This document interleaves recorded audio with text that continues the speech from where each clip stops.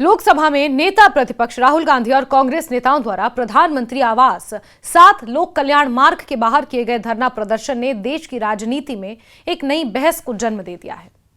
जहां कांग्रेस इसे छात्रों और युवाओं के मुद्दे को लेकर सरकार के खिलाफ आवाज उठाने की लोकतांत्रिक कोशिश बता रही है, वहीं आलोचक इसे राजनीतिक अवसर तलाशने की रणनीति के रूप में देख रहे हैं। सवाल ये उठता है कि क्या विपक्ष वास्तव में जनता के मुद्दों को मजबूती से उठा रहा है या फिर वो उन आंदोलनों का सहारा ले रहा है जिन्हें पहले से ही समाज के किसी वर्ग ने शुरू किया है।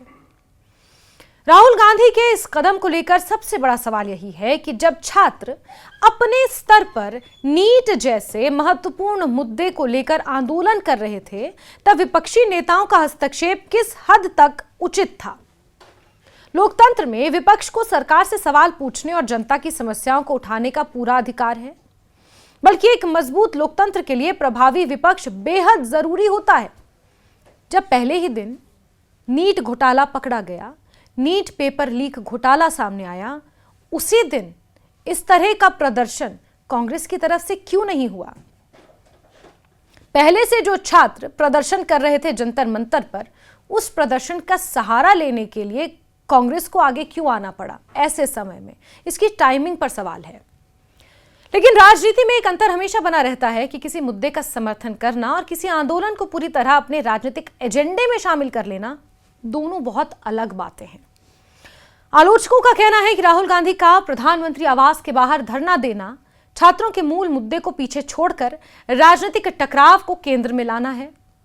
उनका तर्क है कि जिस आंदोलन की शुरुआत छात्रों और युवाओं की समस्याओं को लेकर हुई थी, वो अचानक सत्ता और विपक्ष के बीच राजनीतिक संघर्ष का विषय कैसे बन गया।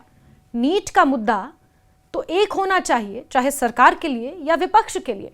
इसमें तो राजनीति नहीं होनी चाहिए। आवाज उठाना और किसी मुद्दे का राजनीतिकरण करना, दोनों बहुत अलग बात है।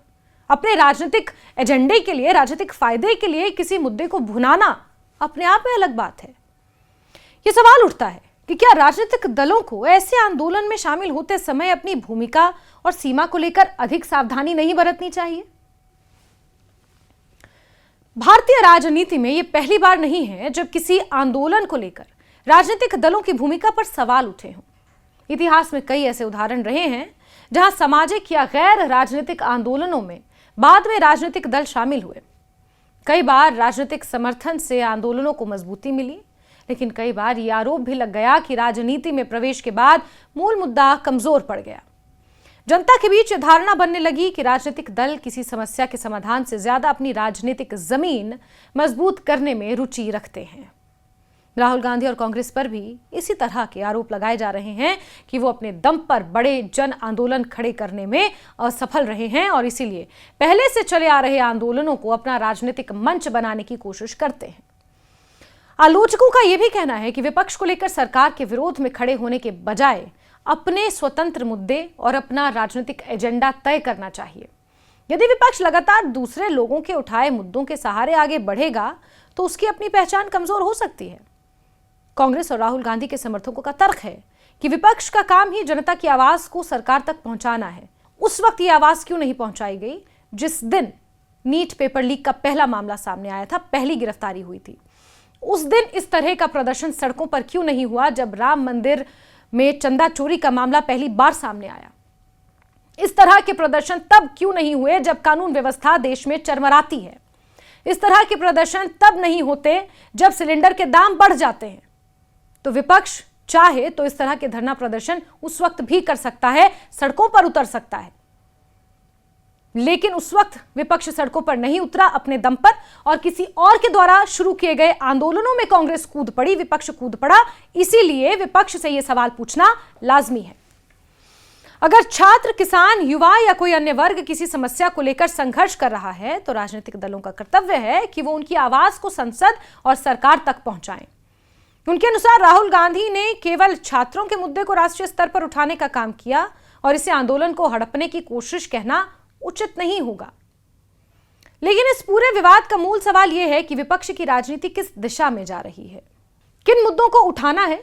क्या विपक्ष को यह क्लियर है और कैसे उठाना है, कहां तक उठाना है, उन मुद्दों की इंटेंसिटी क्या है, किन किन वर्गों को वो मुद्दे केटर करते हैं, ये भी विपक्ष से जुड़ा हुआ एक सवाल है।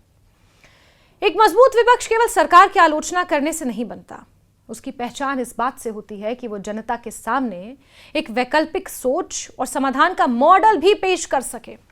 संसद तो चल नहीं रही, तीसरा दिन है, बार बार स्थगित हो रही है, तो फिर मॉडल कहां से पेश होंगे, चर्चाएं कहां से होंगी, संवाद कहां से होगा, यह भी अपने आप में बड़ा सवाल है। जनता यह जानना चाहती है कि अगर कोई विपक्षी दल सत्ता में आता है तो वो रोजगार, शिक्षा, स्वास्थ्य, महंगाई, कृषि, अर्थव्यवस्था, राष्ट्रीय सुरक्षा जैसे मुद्दों पर क्या नीति अपनाएगा, ऑल्टरनेट क्या है।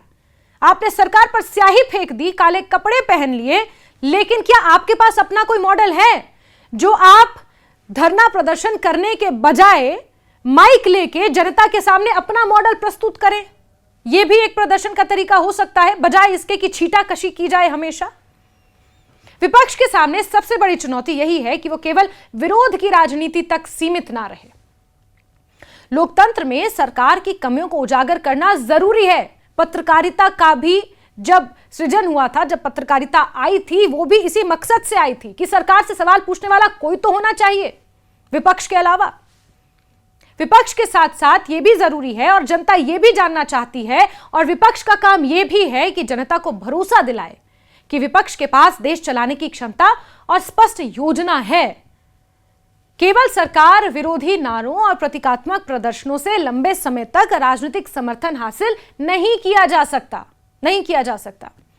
सोशल मीडिया के दौर में राजनीतिक प्रदर्शन अक्सर तेजी से चर्चा का विषय बन जाते हैं। किसी नेता की तस्वीर या वीडियो कुछ समय के लिए राजनीतिक माहौल बदल सकती है, लेकिन इससे स्थायी राजनीतिक पूंजी तैयार नहीं होती। यानी कन्वीनियंस के हिसाब से आप प्रदर्शन करेंगे, आवाज उठाएंगे, ऐसा नहीं होता। जनता लंबे समय तक उसी नेतृत्व पर भरोसा करती है जो लगातार उनके बीच मौजूद रहे और उनके मुद्दों पर ठोस काम करे, कम से कम उन मुद्दों की बात करे। बड़े जन समर्थन वाले आंदोलन केवल एक दिन के प्रदर्शन से नहीं बनते, लंबे समय तक जनता के साथ जुड़ाव, विश्वास और स्पष्ट उद्देश्य से तैयार होते हैं। कितने दिनों से जंतर मंतर पर सीजेपी का प्रोटेस्ट चल रहा था? उस समय कांग्रेस कहां थी? उस समय विपक्ष कहां था? इतने दिनों तक कहां था? इतने दिनों तक क्यों नहीं भिड़े? इतने दिनों तक क्यों नहीं लड़े? यही सवाल है। राहुल गांधी ने पिछले कुछ वर्षों में भारत जोड़ो यात्रा और भारत जोड़ो न्याय यात्रा जैसे बड़े अभियानों के माध्यम से खुद को सक्रिय विपक्षी नेता के रूप में स्थापित करने की कोशिश की। इन यात्राओं ने कांग्रेस कार्यकर्ताओं में नई ऊर्जा भी पैदा की और राहुल गांधी की राजनीतिक छवि में बदलाव लाने का प्रयास भी किया। लेकिन राजनीतिक विश्लेषकों का सवाल है कि क्या इन अभियानों को संगठनात्मक मजबूती और स्थायी जन आंदोलन में बदला जा सकता है? कांग्रेस की राजनीति को लेकर एक आलोचना यह भी हो रही है कि पार्टी अक्सर घटनाओं पर प्रतिक्रिया दिखाई देती है, जबकि उसे खुद मुद्दे तय करने और बड़े अभियानों की शुरुआत करने की जरूरत है। और यही आसान शब्दों में अगर मैं समझाऊं तो उस वक्त कांग्रेस ने ये मुद्दे क्यों नहीं उठाए, खुद से सहारा क्यों लेना पड़ा?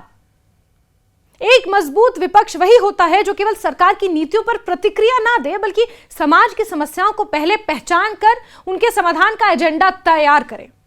भारतीय राजनीति का इतिहास बताता है कि बड़े जन आंदोलन किसी एक दिन के राजनीतिक प्रदर्शन से नहीं बनते।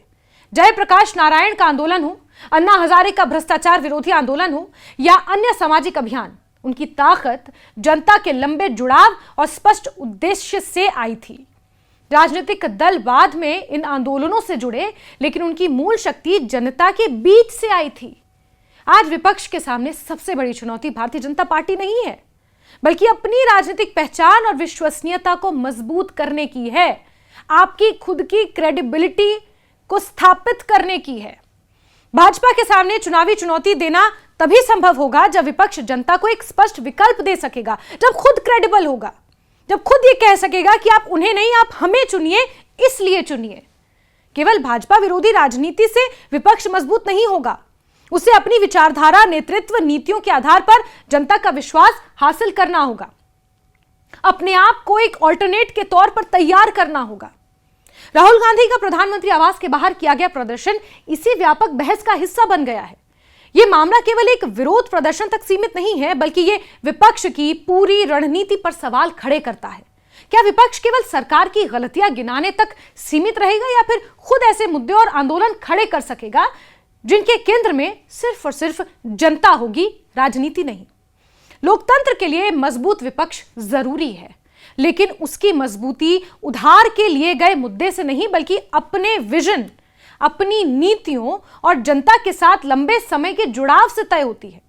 आने वाले समय में कांग्रेस और अन्य विपक्षी दलों के सामने यही चुनौती है कि वो राजनीति को केवल प्रतिक्रिया से आगे ले जाएं और ऐसे भरोसा पैदा करें कि वो देश के लिए एक प्रभावी विकल्प बन सकते हैं।